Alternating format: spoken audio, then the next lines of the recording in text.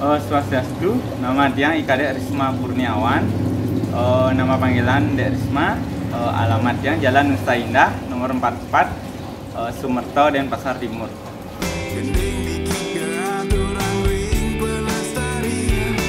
Kalau Tiang main Mas Koki Bali itu hampir 2 tahun lebihan. Kalau Tiang awalnya tahu ikan Mas Koki Bali, awalnya tuh saya lihat-lihat posting-postingan orang, gabung dulu di grup. Oh ikan Mas Koki Bali ini seperti ini ya gitu. Tertarik saya memeliharanya. Awalnya kan Mas Koki Bali itu unik ya, bisa dipelihara tanpa aerator, taruh di jeding aja seperti itu. Jadinya pengen rasanya ingin memiliki atau ingin mencoba memelihara lah. Gimana sih ikan Mas Koki Bali itu seperti apa gitu sih kalau Tiang.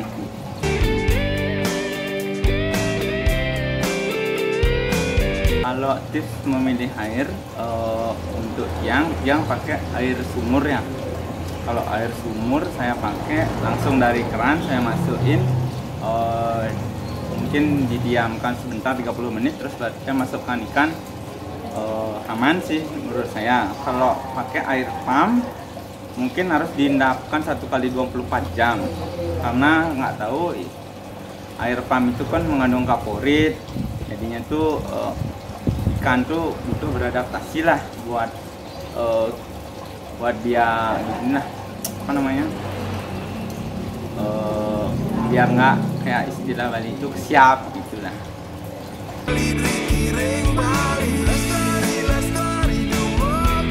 Kalau suhu ideal ikan Mas Koki Bali, kalau Koki Bali itu mudah sih beradaptasi, tapi kan suhu ideal itu dari 18 derajat Celcius sampai 32, tapi suhu idealnya itu mungkin kayak suhu ruangan itu 21 derajat Celcius. Kalau misalnya terlalu dingin kayak gimana? Kalau ikan Mas Koki Bali itu terlalu dingin, biasanya tuh dia agak kurang lincah. Biasanya tuh ikannya tuh diem, bisa lama-lama siripnya tuh merah-merah lah. Itu sih.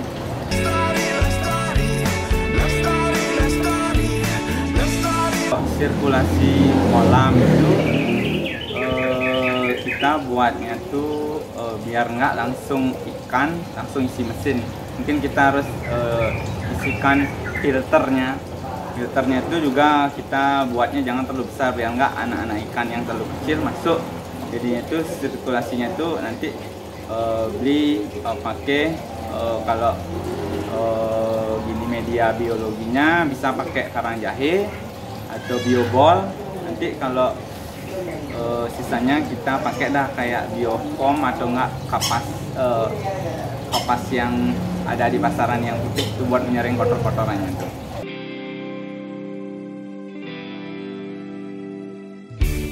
Menurut Yang tidak menyaranin kalau memelihara Mas Koki Bali itu di akuarium yang bulat tuh, karena tempat juga kecil, jadinya tuh ikan tuh buat berkembang jadi besar tuh agak gimana ya, agak lambat jadinya tuh. Jadi lebih baik kita tuh taruh di akuarium atau enggak buatin kolam-kolam beton. Misalnya kalau nggak ada tempat ya bisa kita buatin kayak box itu bisa dibelilah di box bekas atau yang baru, seperti itu sih.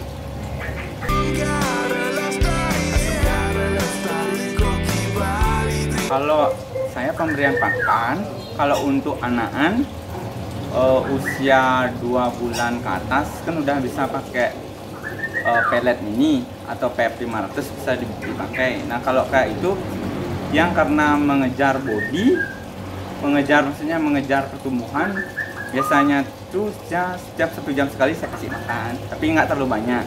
Kasih makan sampai ya umur udah mulai agak besar lah, 5 bulan 6 bulan tuh mungkin kita kasihnya makannya 3 kali sehari. Jadinya tuh biar nggak body aja gede, tapi biar dia juga larinya tuh ke mata atau ke ekor, seperti itu sih. Kalau buat indukan, kalau indukan yang sudah dewasa biasanya saya kasih 3 sampai 4 kali sehari.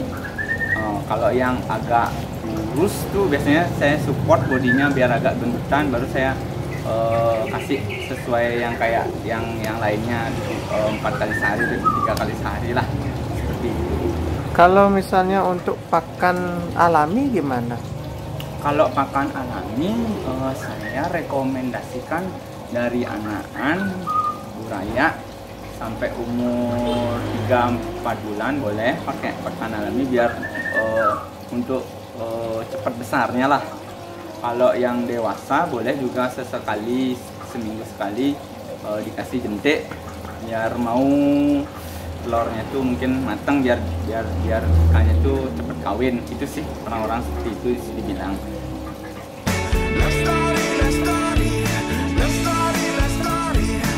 Di akuarium biasanya saya kalau di filternya biasanya sering saya bersihkan mungkin seminggu sekali. Udah mulai kotor karena akuarium kan biasanya ada orang pakai talang, jadinya tuh mungkin seminggu tuh udah mulai keruh dia. Di media filternya mungkin cuci lah.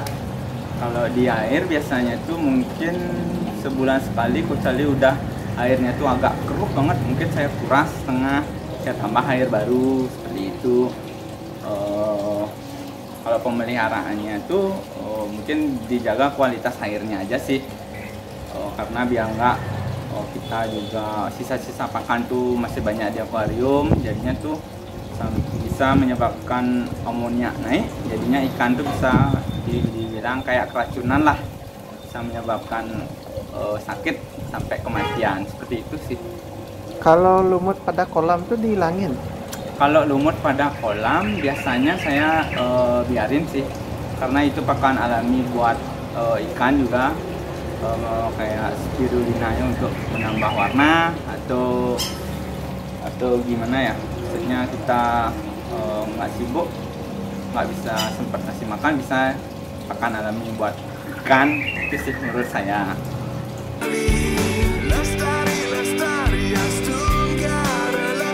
Kalau hitung-hitungannya tuh dari besar kolam tuh seperti saya, mungkin kolam saya ini 150 kali 135 kalau nggak salah ya.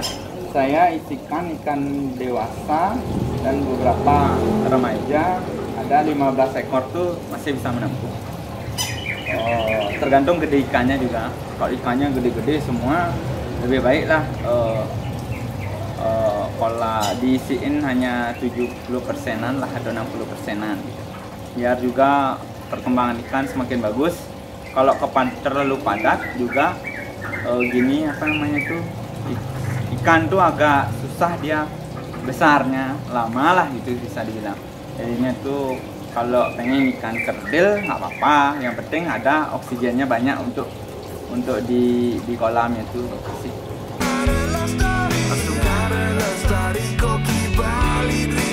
Kalau menurut saya disaranin sih untuk air mancur seperti ini itu kan untuk menambah oksigen pada ikan, jadinya juga untuk menjaga kualitas airnya.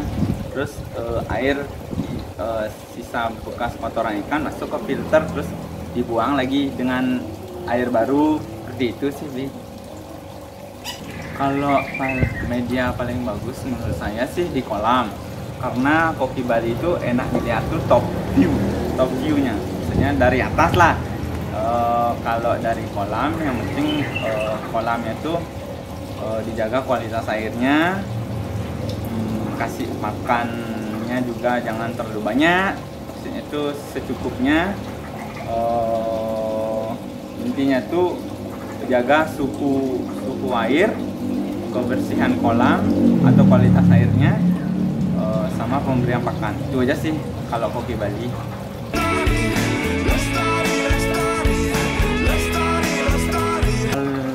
Kalau dicampur indukan sama remaja boleh, enggak apa-apa.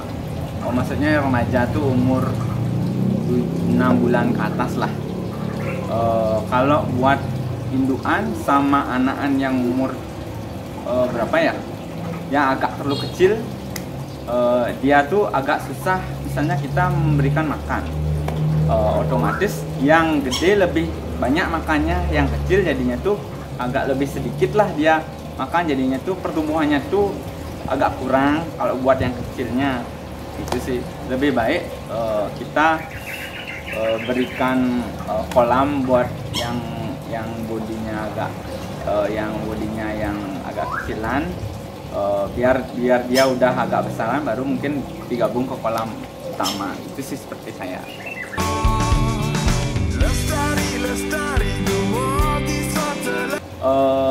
Untuk harapan Tiang, semoga ikan koki Bali itu semakin terkenal atau banyak yang suka atau banyak yang memelihara lah, biar koki Bali itu semakin lestari seperti itu. Tapi untuk teman-teman juga biar dijaga solidaritasnya, kekompakannya, mungkin buat kontesnya tuh lebih sering lah, maksudnya tuh biar di sini ada kontes koki Bali, jadinya orang tuh tahu ikan koki Bali itu seperti ini, jadinya pengen dah meliharanya seperti itu.